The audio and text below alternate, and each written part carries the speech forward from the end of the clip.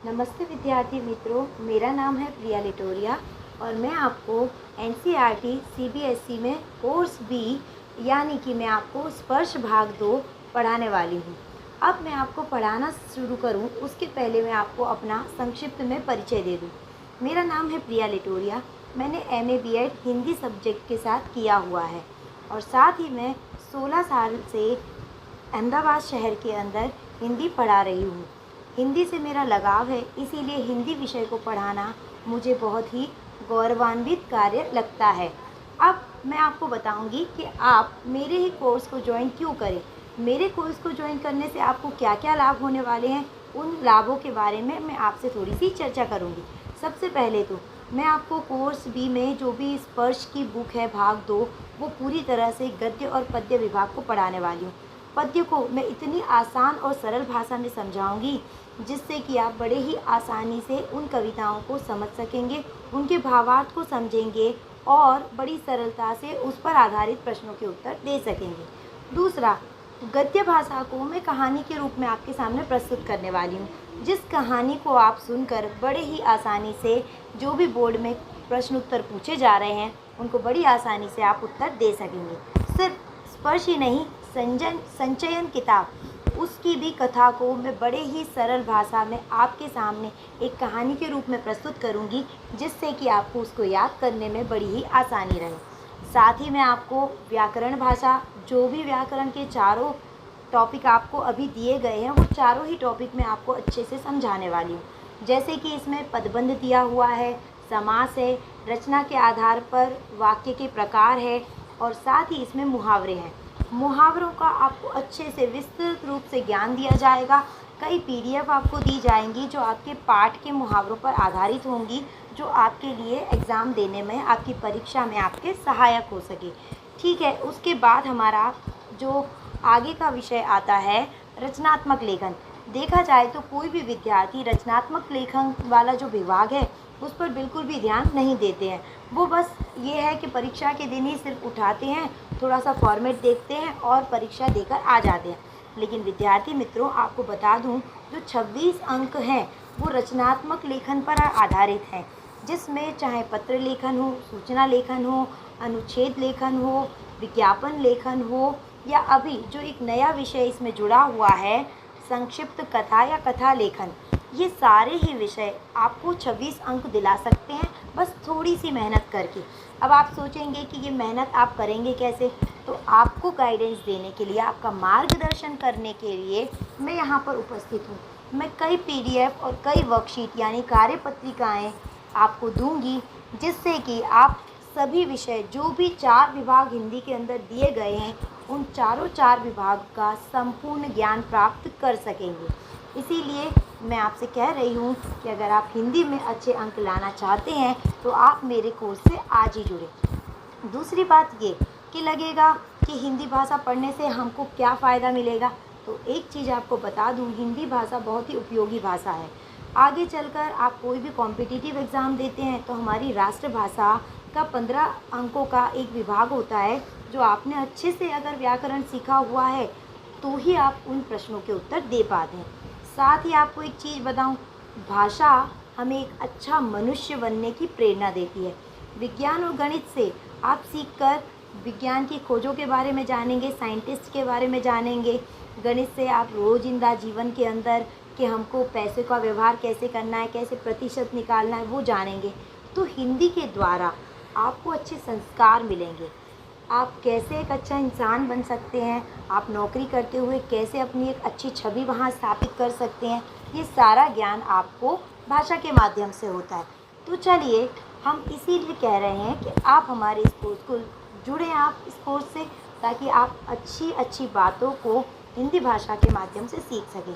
कई लेखक और कवियों ने जो कुछ भी ज्ञान अपनी किताबों में, कविताओं में, पाठों में भर कर रखा हुआ है, उस ज्ञान को प्राप्त करने का हम एक छोटा सा प्रयास करते हैं। तो चलिए, हम आज मैं सबसे पहले आपको अपना डेमो दूंगी। आप मेरे डेमो को देखिए और पसंद करिए, और पसंद करने के बाद आप मेरे कोर्स से जुड़िए। आप जुड़ेंगे तो ये छोटी सी एक छोटा सा प्रयास है आपको दिखाने का कि आखिर मैं कैसे पढ़ाने वाली हूँ। तो आज हम कबीर की साखियाँ देखने वाले हैं। कबीर की साखियाँ क्या है? तो कबीर की साखी जो हमारा 10वीं कक्षा का पहला ही पाठ है, उसको पढ़ने से पहले थोड़ी सी जानकारी हम कबीरदास जी के बारे में ले लेते हैं, प्राप्त कर लेते हैं। तो कबीरदास जी आखिर थे कौन? कबीरदास जी देखा जाए तो खुद अनपढ़ थे, वो पढ़े लिखे नहीं थे, लेकिन आज भी हिंदी साहित्य के अंदर बड़े बड़े विद्वान भी उनका लोहा मानते हैं। मतलब आज भी बड़े बड़े विद्वानों में उनकी गिनती की जाती है। क्यों की जाती है? क्योंकि अब उन्होंने जो साखी लिखी है, जो बीजक नामक ग्रंथ के अंदर एकत्रित करके रखी गई है, संकलित की गई है, उसी में से ये साखियाँ हम पढ़ रहे हैं। उनकी साखियों की विशेषता है कि उनके अंदर उन्होंने अपने जो वास्तविक जीवन के, प्रत्यक्ष जीवन के जो अनुभव हैं, उन अनुभवों को उन्होंने साखी के माध्यम से हमारे सामने प्रस्तुत किया है। इसीलिए इनकी जो साखियाँ हैं वो हमें एक अच्छे मानव बनने की प्रेरणा देती है और उनके अनुभव से हम भी बहुत कुछ सीख सकते हैं। तो आइए अब हम थोड़ा सा उनका परिचय ले लें। कबीरदास जी का जन्म 1398 में हुआ था और उनकी मृत्यु 1418 ईस्वी में हो गई थी। वो पढ़े लिखे नहीं थे, लेकिन भाषा के धनी थे। उन्होंने जो साखियाँ लिखी हुई हैं उनको पंच खिचड़ी भाषा में लिखा गया। पंच खिचड़ी मतलब 5 भाषाओं का मेल करके उन्होंने अपनी खुद की एक नई भाषा, साधुकड़ी भाषा की खोज की। मतलब वो एक भाषा से बंधे हुए नहीं, उनकी भाषा थी तो उसके अंदर जहाँ जहाँ वो घूमते रहते थे वहाँ की वो भाषाओं को सीखते थे। राजस्थानी, अवधी, भोजपुरी, ये सारी भाषाओं का मेल उनकी साखियों के अंदर हमें देखने के लिए मिलता है। और साखी का अर्थ होता है साक्षी। साक्षी अर्थात प्रत्यक्ष ज्ञान। तो हमें इन साखियों के माध्यम से प्रत्यक्ष ज्ञान की प्राप्ति होगी। अब हम चलते हैं अपने विषय की ओर। तो हमारा विषय हम शुरू करते हैं। विषय शुरू करने से पहले मैं आपको आज की जो पहली साखी है उसको पढ़कर बताती हूँ। पहली साखी है जिसमें आप देखेंगे बड़ी, एक तो कबीरदास जी की जो साखियाँ थी वो बहुत ही प्रसिद्धि प्राप्त कर चुकी थी। उसका कारण यही था कि इतनी सरल भाषा में उन्होंने अपनी इन साखियों को लिखा था कि जैसे लोग उनको गाने लगते थे, और गेयात्मकता उसके अंदर होने के कारण इन दोहों को आज भी गाया जाता है बड़े ही सुर के साथ। तो चलिए हम चलते हैं पहली साखी की तरफ। ऐसी वाणी बोलिए मन का आपा खोई, अपना तन शीतल करे औरन के सुख होई। तो अब आप जैसे देख ही रहे हो, पहली साखी के अंदर कबीरदास जी ने मधुर वचनों की बात की है। वो कह रहे हैं कि हमें ऐसी वाणी का प्रयोग, वाणी मतलब बोली, तो हमें इस तरह की बोली का प्रयोग करना चाहिए कि मन का आपा खोए। मन का आपा खोने का अर्थ है कि मन का जो घमंड है, हमारे अंदर जो घमंड की भावना है, वो मन के घमंड को हम दूर कर सकें। हमेशा हमें वही वाणी, वही बोली का प्रयोग करना है जिससे हमारे मन के घमंड नष्ट हो जाए। अपना तन शीतल करे औरन को सुख होए। अब ऐसी वाणी जब हम मीठी भाषा का प्रयोग करते हैं तो उससे फ़ायदा क्या होता है? उससे फ़ायदा ये होता है कि इन मधुर बोली से, मधुर शब्दों से हमारे मन को, हमारे तन को तो शीतलता मिलती ही है, साथ ही हम और लोगों के मन को भी सुख की प्राप्ति कराते हैं। इसीलिए कबीरदास जी इस दोहे के अंदर बता रहे हैं कि हमें सदैव ही मीठी वाणी का प्रयोग करना चाहिए, और मीठी वाणी का प्रयोग करने से अपना घमंड नष्ट हो जाता है और हम एक अच्छे इंसान बनकर दूसरे लोगों के मन को भी शीतलता प्रदान कर सकते हैं। अब इसी बात को मैं एक उदाहरण के द्वारा समझाऊंगी। आप देखते हैं कि लता मंगेशकर की आवाज़ हो, श्रेया घोषाल की आवाज़ इतनी मीठी और मधुर है कि हम जब सुनते हैं तो उनके गीतों को सुनने के बाद हम भी उनके साथ लय से लय मिलाने का प्रयास करते हैं, क्योंकि वो मधुरता हमें बांध लेती है और उससे बंधने की वजह से हम भी उस भाषा से मंत्रमुग्ध हो जाते हैं। इसीलिए किसी भी व्यक्ति विशेष को अगर अपने वश में करना है तो कबीरदास जी कह रहे हैं कि आप मीठे वचनों का प्रयोग करो, जिससे हर एक व्यक्ति आपके वश में हो सकता है। अपने तन को, अपने मन को तो तसल्ली और शीतलता मिलेगी, पर हम दूसरे लोगों के भी मन को मंत्रमुग्ध कर सकते हैं। साथ ही एक और कहावत है, मीठा ठग, उसके बारे में मैं आपसे कहूँ।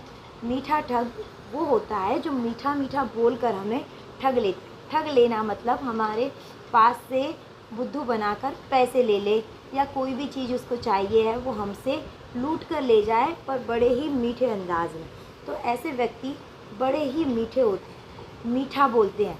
उनकी मीठी वाणी से हम मंत्रमुग्ध होकर उनसे बुद्धू भी बन जाते हैं।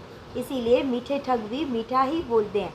तो आपने देखा कि बुरा काम करने वाला भी अगर मीठा बोलता है तो हम उसके भी वशीभूत हो जाते हैं और उसकी बातों में आकर हम समझो अपना आपा खो देते हैं और हम उसकी बातों में आकर अपनी सारी संपत्ति को गंवा देते हैं। तो यहाँ पर देखा आपने मीठी वाणी का कितना कमाल है। आपको भी अच्छा लगता है और दूसरे लोगों को भी बहुत ही तसल्ली मिलती है। चलिए तो अब हम चलते हैं अपने दूसरी साखी की तरफ। दूसरी साखी है, कस्तूरी कुंडली बसे मरक ढूंढे मन माही, ऐसे घटी घटी राम है दुनिया देखे नाई। इस साखी के अंदर आप देखोगे कि इसमें हमें बताया गया है कि राम जी यानी हमारे जो ईश्वर हैं उनका निवास कहाँ होता है। कबीरदास जी कह रहे हैं कि ईश्वर को दुनिया में ढूंढने की आवश्यकता नहीं है, ईश्वर का वास तो हमारे ही मन में होता है। और इसी बात को उन्होंने कस्तूरी के माध्यम से समझाया है। अब आप सोचेंगे कि कस्तूरी क्या है, तो मैं आपको बता दूं कि कस्तूरी एक ऐसा पदार्थ है, मतलब एक ऐसी चीज़ है जो मृग के अंदर वास करती है। मतलब मृग की नाभि के अंदर ही एक ग्रंथि होती है जिसमें से बहुत ही सुगंध आती है। उस सुगंध से मंत्रमुग्ध होकर हिरण वन वन जाकर ढूंढता है कि आखिर ये खुशबू कहाँ से आ रही है, लेकिन वो उस खुशबू को ढूंढ नहीं पाता, क्योंकि अगर ये कहीं बाहर से आ रही हो तो कोई ढूंढ सकता है, लेकिन अपने ही अंदर से यदि सुगंधित वस्तु आ रही है, सुगंध आ रही है, तो उसको ढूंढ पाना असंभव होता है। तो यहाँ पहली पंक्ति में कबीरदास जी कह रहे हैं, कस्तूरी कुंडली बसे मृग ढूंढे बनमाए। अर्थात कस्तूरी तो समझो नाभि, मृग की नाभि में ही यानी कुंडली में ही बसती है, फिर भी मृग यानी हिरण उसे ढूंढता है वन वन में। ऐसे घटी घटी राम है दुनिया देखे नाई। कबीरदास जी कह रहे हैं कि ऐसे ही मेरे राम जी भी हैं जो घटी घटी में यानी मेरे अंतर ही वास करते हैं, और मैं उन्हें बाहर की दुनिया में, मंदिरों में, मस्जिदों में, सब जगह उनको ढूंढने का प्रयास करता हूँ। अर्थात इस दोहे के अंदर कबीरदास जी कहने का प्रयास कर रहे हैं कि जिस तरह से मृग की नाभि में ही यानी उसकी कुंडली में ही कस्तूरी का वास होता है, पर फिर भी वो वन वन जाकर उसको ढूंढने का प्रयास करता है और उसको नहीं ढूंढ पाता है, उसी तरह से ईश्वर भी हमारे अंतर ही वास करते हैं, लेकिन फिर भी हम उन्हें वन वन ढूंढते रहते हैं और इसीलिए हम ईश्वर की प्राप्ति करने में असमर्थ रह जाते हैं। यदि हम अपने अंदर ही ढूंढें तो हमें ईश्वर की प्राप्ति अवश्य ही हो जाएगी। चलिए अब हम चलते हैं अपनी तीसरी साखी की तरफ। तीसरी साखी के अंदर कबीरदास जी यह बताना चाहते हैं कि आखिर समझो हम जो भी है अपने अंदर के घमंड को नष्ट यदि कर दें तो हम ईश्वर की प्राप्ति कर सकते हैं। घमंड हमारा जो है वो हमारा सबसे बड़ा शत्रु है। गर्व की वजह से, अहंकार की वजह से ना तो हम ईश्वर को देख सकते हैं, ना ही हमें अपने अवगुणों के दर्शन होते हैं। तो चलिए हम चलते हैं तीसरी साखी की तरफ। तीसरी साखी है, जब मैं था तब हरि नहीं, अब हरि है मैं नाही, सब अंधियारा मिट गया जब दीपक देखा माहे। अब इसके अंदर बता रहे हैं कबीरदास जी कि जब मैं था, मैं का अर्थ है यहाँ पर अहंकार, अभिमान, गर्व। तो वो कह रहे हैं जब मैं था यानी जब मेरे अंदर अहंकार की भावना थी तब हरि नहीं, यानी तब मुझे ईश्वर नहीं मिले। अब हरि है मैं नाही, लेकिन जैसे ही मेरा अहंकार मिट गया, मैंने हरि की प्राप्ति कर ली, यानी मैंने ईश्वर की प्राप्ति कर ली, तो अब सिर्फ ईश्वर ही ईश्वर है। मेरे अंतर का घमंड पूरी तरह से नष्ट हो गया, यानी अब कहीं पर भी घमंड, अहंकार कुछ भी नहीं है, सिर्फ ईश्वर ही ईश्वर है। सब अंधियारा मिट गया जब दीपक देखा माए। वो कह रहे हैं कि पूरा मेरे मन का जो भी अंधकार था वो पूरा का पूरा अंधकार मिट गया। किस तरह से? अंधकार यहाँ अर्थ है अज्ञानता का, और दीपक यहाँ पर प्रतीक है ज्ञान का। तो यहाँ कह रहे हैं कि जैसे ही ज्ञान का दीपक जला है, वैसे ही मेरे मन का अंधकार, यानी मेरे मन की अज्ञानता की भावना है वो पूरी तरह से नष्ट हो गई है। यहाँ यही बता रहे हैं कि जब तक हमारे अंदर अज्ञानता होती है तब तक हम ईश्वर को पहचान नहीं पाते। लेकिन जैसे ही हमारे मन में ज्ञान का दीपक जलता है, वैसे ही अज्ञानता का अंधकार मिट जाता है और हमें पता चलता है कि हम अपने अहंकार को खोकर ईश्वर को पा सकते हैं। और इसीलिए जब हम ईश्वर को प्राप्त कर लेते हैं तो हमारे मन में से घमंड की भावना है वो पूरी तरह से नष्ट हो जाती है। तो इस तरह से कबीरदास जी ने इस दोहे में हमें बताने का प्रयास किया है कि किस तरह से अगर हम अपने मन के घमंड को दूर कर दें तो हम ईश्वर को प्राप्त कर लेंगे। क्योंकि जब तक वो अहंकार हमारे अंदर रहेगा तब तक वो हमें ईश्वर की प्राप्ति करने नहीं देगा। वो अंधकार रूपी जो अहंकार है वो हमें ईश्वर तक जाने से रोकेगा, बाधा डालेगा ईश्वर की प्राप्ति में। चलिए अब हम चलते हैं अपनी चौथी साखी की तरफ। सुखिया सब संसार है, खाए और सोवे, दुखिया दास कबीर है, जागे और रोवे। अब यहाँ पर कबीरदास जी कहने की कोशिश कर रहे हैं, कबीरदास जी बता रहे हैं, मतलब वो ईश्वर को प्राप्त करने के लिए इतने बेचैन हैं, इतने दिन रात उनको चैन नहीं पड़ता है। तो यहाँ पर वो अपनी उसी बेचैनी, उसी विरह अग्नि का वर्णन कर रहे हैं। किस तरह से वो अपने आप को दुखी मान रहे हैं। दुखी क्यों मान रहे हैं? क्योंकि दिन रात वो ईश्वर को याद करते हैं, उनको पाने के लिए बहुत ही लालायित रहते हैं। लालायित रहना मतलब उनको पाने की तीव्र इच्छा उनके मन में रहती है, लेकिन वो उनको प्राप्त नहीं कर पाते। तो यहाँ पर बोल रहे हैं कि सुखिया सब संसार है, खाए और सोवे, यानी पूरी की पूरी दुनिया है वो बड़ी ही सुखी है। सुखी क्यों है? खाती है, पीती है और आराम से सोती है। क्यों सो जाती है? क्योंकि वो मोह माया में पड़े हुए हैं और उन्हें ईश्वर को प्राप्त करने की इच्छा नहीं है, इसीलिए वो खाते हैं, पीते हैं और सो जाते हैं। लेकिन कबीरदास जी अपने आप को बड़े दुखी कह रहे हैं। दुखी क्यों कह रहे हैं? कि वो कह रहे हैं कि दुखिया दास कबीर है। सिर्फ कबीरदास ही है जो बहुत ही दुखी है, कि जो जागते हैं और रोते हैं। क्यों जागते? जैसे ही वो जागते हैं उन्हें ईश्वर की याद आ जाती है, वो ईश्वर की याद में विरह से व्याकुल हो जाते हैं और उनकी आँखों से आंसू बहने लगते हैं। इसीलिए वो कह रहे हैं कि एक अकेला कबीरदास मैं ही हूँ जो बहुत दुखी हूँ, जागता हूँ वैसे ही रोने लगता हूँ।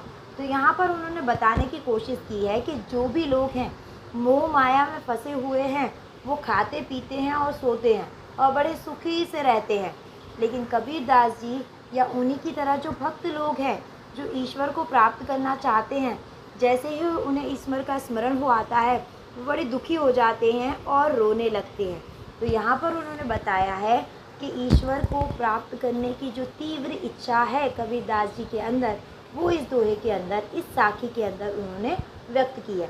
चलिए अब हम चलते हैं अगली साखी की तरफ। अगली साखी है, विरह भुवंगम तन बसे, मंत्र न लागे कोई, राम वियोगी ना जीवे, जीवे तो बोरा होई।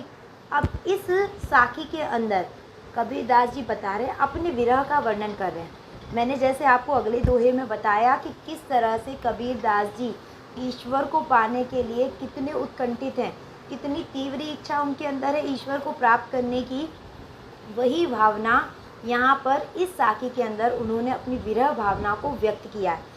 किस तरह से व्यक्त किया है? वो क्या कह रहे हैं? विरह भुभंगम तन बसे, मंत्र न लागे कोई। मतलब विरह रूपी, विरह का मतलब होता है जुदाई, जुदा हो जाना, अपने प्रियसी या प्रेमी से अलग हो जाने का भाव जो होता है उसको विरह कहते हैं। तो वो कह रहे हैं कि विरह भुभंगम तन बसे, विरह रूपी जो सांप है यदि हमारे तन में बस जाता है, यानी यदि हमें जुदाई या विरह का सामना करना पड़ता है तो समझो ऐसे व्यक्ति को मंत्र न लागे कोई। ऐसे व्यक्ति के ऊपर कोई भी वैद्य हो, डॉक्टर हो, कोई भी उपचार उसका करने में असमर्थ होता है, क्योंकि उसको विरह रूपी नाग ने डस लिया है। अब उसके ऊपर कोई भी मंत्र है, जादू है, टोना है, कोई भी झाड़ फूक है, ओझा है, उसका कोई भी इलाज वो नहीं कर पाएगा। राम वियोगी ना जीवे, जीवे तो बोरा होई। अब वो बता रहा है विरह किस चीज़ से, किस वस्तु से विरह। तो वो कह रहे हैं राम वियोगी ना जीवे, यानी जो भी व्यक्ति राम से अलग हो गया है, जो राम से पृथक हो गया है, वो व्यक्ति जीवित नहीं रह सकता है। और यदि वो जीवित रह भी गया तो वो पागल हो जाएगा। बोरा होई का अर्थ है पागल हो जाना। तो यहाँ पर कबीरदास जी कह रहे हैं कि जो भी व्यक्ति राम जी के वियोग में जीना चाहता है वो जी नहीं पाता, और जीता है तो वो समझो पागल हो जाता है। और यहाँ पर कबीरदास जी की भी यही हालत है कि वो राम जी के वियोग में तड़प रहे हैं राम जी को पाने के लिए। तो वो इसीलिए कह रहे हैं कि जब मैं इतना विरह से व्याकुल हूँ तो मुझे मेरे मन को विरह रूपी सांप ने डस लिया है। अब मेरे ऊपर कोई भी मंत्र और जाप का कोई भी असर नहीं हो रहा है, इसीलिए उनका उपचार अब असंभव सा हो गया है। उपचार उनका कैसे होगा? यदि उनको राम मिल जाए तो उनका उपचार हो जाए, लेकिन उनको राम जी की प्राप्ति नहीं हो रही है, इसीलिए वो विरह भावना से बड़े व्याकुल हैं। तो यहाँ पर उन्होंने साधारण शब्दों में कहने का प्रयास किया है कि जिस भी व्यक्ति को विरह रूपी सांप डस लेता है, ऐसे व्यक्ति का उपचार कोई भी व्यक्ति नहीं कर सकता है। मतलब उसका उपचार करना असंभव हो जाता है। कोई मंत्र, कोई औषधि उसके तन को नहीं लगती है। और राम वियोगी ना जीवे, राम भगवान से जो भी व्यक्ति, राम का अर्थ है यहाँ अपने ईश्वर, जिस भी इष्ट देव में हमारी श्रद्धा है, ये उनके बारे में। कबीरदास जी राम के भक्त थे, इसीलिए उन्होंने बार बार राम जी का वर्णन किया। वो कह रहे राम का जो वियोगी है वो नहीं जी सकता है, और यदि वो जिएगा तो वो समझो पागल हो जाएगा, क्योंकि उसके मन में राम जी को प्राप्त करने की जो भावना है उससे वो विरह व्याकुल हो रहा है, और उनको प्राप्त करने के लिए दिन रात वो तड़प रहा है। तो चलिए अब हम चलते हैं अपने 6 यानी 6 नंबर की साखी की तरफ। देखिए इसे, निंदक नेड़ा राखिए, आंगणी कुटी बधाए, बिन साबण पानी बिना निर्मल करे सुभाए। अब यहाँ पर इस दोहे के अंदर कबीरदास जी बता रहे कि हमको अपने निंदक को, निंदक यानी हमारी बुराई करने वाले व्यक्ति को सदैव हमें अपने साथ रखना चाहिए। अब आप देखोगे कि कोई भी व्यक्ति यदि हमारी बुराई करता है तो हमें कितना बुरा लगता है, बहुत हम गुस्से में आ जाते हैं कि पीठ पीछे देखो वो व्यक्ति हमारी बुराई कर रहा है। लेकिन कबीरदास जी क्योंकि वो अपने व्यवहारिक ज्ञान से हमें ज्ञान दे रहे हैं, अपने अनुभवों से हमें कुछ प्रेरणा दे रहे हैं, तो वो क्या कहने की कोशिश कर रहे हैं कि निंदक नेड़ा राखिए। जो भी व्यक्ति तुम्हारी निंदा करता है, नेड़ा मतलब अपने पास, अपने निकट रखो उसको। आंगन कुटी बधाए, आंगन यानी पहले ज़माने में जो घर होते थे उन घर में घर के बाद एक इतना बड़ा सा खुला हुआ सा मैदान जैसा भाग होता था, उसके बाद दरवाज़ा होता था। तो वो जो पूरा खुला हुआ मैदान जैसा जो भाग होता था उसको आंगन कहते थे। तो अब तो घर बहुत छोटे हो गए, फ्लैटों में रहते हैं कई लोग, तो बंगलो बनाते, तो बंगलों में भी वो देखिए जो आगे का एकदम खुला हुआ जो पैसेज होता है उसको हम आंगन समझेंगे।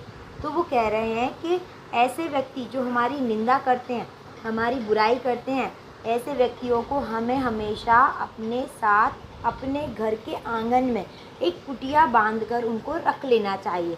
क्यों रख लेना चाहिए? क्योंकि बिन साबण पानी बिना निर्मल करे सुभाए, क्योंकि यही वो व्यक्ति हैं जो बिना पानी और साबुन के हमारे मन के मैल को साफ़ कर देते हैं। अब आप देखो आज की दुनिया में कोई भी चीज़ मुफ्त में नहीं मिलती है, लेकिन हमारी बुराई करने वाले जो लोग हैं वो समझो मुफ्त में ही हमें एडवाइस दे देते हैं, सलाह दे देते हैं, बिना फीस के ही समझो हमारी कमियों को वो हमें बता देते हैं। तो ऐसे व्यक्ति कितने काबिल तारीफ़ है, अपना काम सब छोड़कर वो हमारी कमियों को देख रहे हैं, हमारी कमियों को ढूंढ रहे हैं। क्यों? क्योंकि वो चाहते हैं कि हम संपूर्ण बने, हमारे अंदर कोई कमी ही ना रहे। यही वो व्यक्ति है जो चाहते हैं कि तुम्हारे अंदर कोई भी कमी ना रह जाए।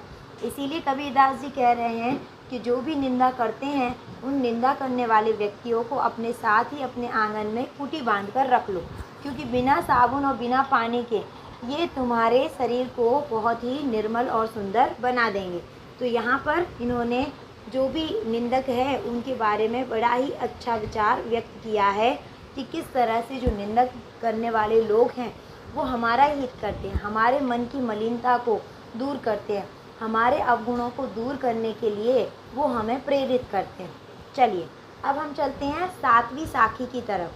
7वीं साखी है, पोथी पढ़ी पढ़ी जग मुआ, पंडित भया न कोई, एके आखिर पीव का, पढ़े सो पंडित होय। अब यहाँ पर कबीरदास जी प्रेम के महत्व को बताने की कोशिश कर रहे हैं। वो कह रहे हैं कि पोथी पढ़ पढ़ जग मुआ, यानी पोथी यानी किताबें, पुस्तकें, तो किताबें और पुस्तकों को पढ़ पढ़ कर कोई भी व्यक्ति पंडित नहीं बन जाता है। पंडित भया ना कोई, यानी कोई भी व्यक्ति पंडित नहीं बन जाता। पंडित कैसे बनेगा? एके आशिर पीव का पढ़े सो पंडित हो। यदि एक अक्षर वो प्रेम का पढ़ ले तो वो प्रेम के एक अक्षर को पढ़कर वो बड़ा ही ज्ञानी और पंडित बन जाता है।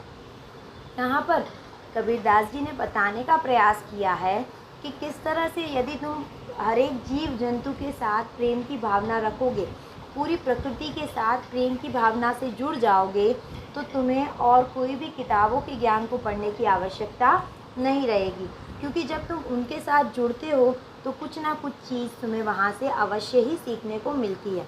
तो यहाँ पर यही कह रहे हैं कि पुस्तकों का ज्ञान कैसा है? सिर्फ किसी और के अनुभवों को पुस्तकों में लिखा गया है। लेकिन जब आप अपने अनुभव से ज्ञान प्राप्त करते हैं, प्रकृति के संपर्क में आते हैं, जीव जंतुओं से जुड़ते हैं, संवेदनशील आप बन जाते हैं, तो आप गूढ़ से भी गूढ़ रहस्य को, गूढ़ यानी गहरे से गहरे रहस्य को भी आप बड़ी ही आसानी से समझ पाते हो। तो यहाँ पर इसीलिए कबीरदास जी कह रहे हैं कि पोथियाँ, किताबें पढ़ने से कोई भी व्यक्ति कभी पंडित नहीं बन सकता है। अगर एक अक्षर प्रेम का, जो पूरी प्रकृति से प्रेम करे, पूरी मानव जाति से यदि वो प्रेम कर सके, तो ऐसा ही व्यक्ति समझो वो महान पंडित के समान माना जाएगा, न कि जो पुस्तक का ज्ञान रखने वाला व्यक्ति है वो। तो चलिए अब हम चलते हैं अपनी 8वीं साखी की तरफ। 8वीं साखी है, हम कर जालिया आपड़ा लिया मुराड़ा हाथी, अब कर जालो तास का जे चले हमारी साथ। अब यहाँ पर कबीरदास जी बता रहे हैं कि जैसे ही उन्होंने ईश्वर की प्राप्ति के मार्ग पर बढ़ने का प्रयास किया है, उस प्रयास की वजह से उन्होंने अपनी मोह माया को त्याग दिया, अपने घर बार को छोड़ दिया, और जब ऐसा वो कर पाए हैं तभी वो ईश्वर की प्राप्ति के मार्ग पर आगे बढ़ पाए हैं। तो क्या कह रहे हैं? हम घर जालिया आपड़ा। अब यहाँ पर एक शब्द है मुराड़ा। मुराड़ा का अर्थ होता है जलती हुई लकड़ी, मशाल। आप देखते होंगे ओलंपिक वगैरह कोई भी गेम शुरू होते हैं तो एक व्यक्ति जो है वो मशाल को लेकर जाता है और बड़ी सी अग्नि को प्रगटाता है। तो मशाल वही होती है, पूरी लकड़ी की होती है, और उसके ऊपर के भाग में यहाँ पर कुछ केरोसिन या कुछ डालकर उसमें आग लगाई जाती है, कपड़ा रखा जाता है और उसको जलाते हुए ले जाया जाता है। तो उसको कहते हैं मुराड़ा। पुरानी भाषा में, जो पुरानी प्राचीन भाषा है तत्सम प्रधान, उसके अंदर मुराड़ा शब्द का प्रयोग है। आप देखिए वो क्या कह रहे हैं, हम कर जालिया आपड़ा लिया मुराड़ा हाथ, यानी मैंने अपने हाथ में मशाल ली है, मुराड़ा हाथ में ली है और अपने ही घर को जला दिया है। अपने ही घर को जलाने का अर्थ है यानी अपने ही अहंकार को, अपनी ही अज्ञानता को मैंने जला दिया है। जैसे ही मुझे ज्ञान रूपी मशाल की प्राप्ति हुई, वैसे ही मैंने अपने अज्ञानता को जला दिया है उसी मशाल की अग्नि से। अब घर जालिया तास का जे चले हमारे साथ। अब कबीरदास जी कह रहे हैं जो व्यक्ति मेरे साथ इस ज्ञान के मार्ग पर, इस भक्ति के मार्ग पर आगे बढ़ना चाहते हैं, अब मुझे उनके भी घर को आग लगाना पड़ेगा। आग लगानी पड़ेगी उनके घर को, यानी उनकी अज्ञानता को जलाना पड़ेगा। उनकी अज्ञानता के अंधकार को अब जलाऊंगा मैं, ताकि वो लोग मेरे साथ चल सके। तो यहाँ पर आप देखोगे कि कबीरदास जी ने बताया है कि जैसे ही उन्होंने अपने हाथ में ज्ञान रूपी मशाल को लिया है तो उन्होंने अपनी अज्ञानता के अंधकार को जला दिया है। उस अज्ञानता रूपी अंधकार को जलाने के बाद वो आगे बढ़े तो कई उनके शिष्य थे, कई उनको मानने वाले लोग थे जो उनके साथ चलना चाहते। तो कबीरदास जी ने उनको भी वही शिक्षा दी कि अगर तुम मेरे साथ आना चाहते हो तो तुम्हारे भी अंधकार रूपी जो अज्ञानता है उसको जलाना होगा, मोह माया का त्याग करना पड़ेगा, तभी तुम सब मेरे साथ आने में सक्षम हो सकोगे। तो इस तरह से उन्होंने इस साखी के अंदर बताने का प्रयास किया है कि किस तरह से यदि हम चाहे तो अपने मन के अंधकार को हम नष्ट कर सकते हैं। और नष्ट करने के लिए एक सिंपल सी बात यह है कि हमें अपने अंधकार को नष्ट करने के लिए अपने हाथ में ज्ञान रूपी मशाल जलानी है। उस मशाल से जैसे ही हमारी अज्ञानता का अंधकार मिटेगा, वैसे ही हमें भक्ति का मार्ग बड़ा ही स्पष्ट रूप से दिखाई देने लगेगा। अब यहाँ पर हमारी साखी यहाँ पूरी होती हैं, लेकिन साखियों का जो माइंड मैप है अब मैं वो थोड़ा आपको पुनरावृत्ति के रूप में दिखा देती हूँ। कबीर की साखियों में जो सीख है वो हम एक एक बारी बारी से देख लेते हैं। तो पहली साखी के अंदर उन्होंने किया है, हमें जीवन में सदैव मीठी वाणी बोलनी चाहिए ताकि सबको सुख मिले। यहाँ पर कबीरदास जी यही कह रहे हैं कि सदैव मीठी वाणी का प्रयोग करो, जिससे अपने आप को और दूसरों को भी हम सुख की प्राप्ति करा सकें। दूसरे में देखें, ईश्वर को मंदिर और तीर्थों में ढूंढने का स्थान पर अपने मन के अंदर ढूंढना चाहिए। यानी वो मंदिर मस्जिदों में ईश्वर को ढूंढें, उससे तो बेहतर होगा कि हम अपने अंदर ढूंढें, तो हमें ईश्वर की प्राप्ति हो जाएगी। अब तीसरी साखी के अंदर जो बोध था, तीसरी साखी का जो अर्थ था, आप वो देख लो उसके अंदर क्या मुद्दा दिया हुआ है। तो तीसरी साखी में कहा गया है कि ईश्वर को पाने के लिए सबसे पहले अहंकार का त्याग करो। जब तक अहंकार का त्याग नहीं करेंगे ईश्वर की प्राप्ति हमें नहीं हो सकेगी। अब चौथी साखी के अंदर कबीरदास जी क्या कह रहे हैं, तो वो चौथी साखी में कह रहे हैं कि मात्र खाना और सोना सच्चा सुख नहीं है। वो कह रहे हैं ना कि सुखिया सब संसार है, खावे और सोवे। तो यहाँ पर वो कह रहे हैं सिर्फ खाना पीना और सोना यही सच्चा सुख नहीं है, बल्कि हमें ईश्वर की आराधना करनी चाहिए। ईश्वर की आराधना ही उनके हिसाब से सच्चा सुख है।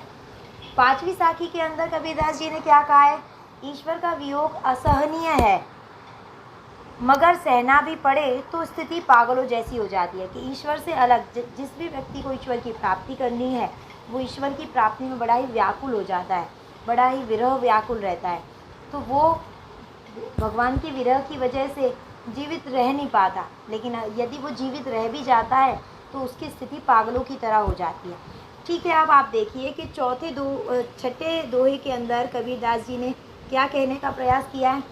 छठे दोहे के अंदर कबीरदास जी कह रहे हैं कि निंदा करने वाले व्यक्ति को सदैव अपने पास रखना चाहिए, अपना साथ रखना चाहिए, क्योंकि यही वो व्यक्ति हैं जो हमारे मन को निर्मल बनाने में हमारी मदद करेंगे।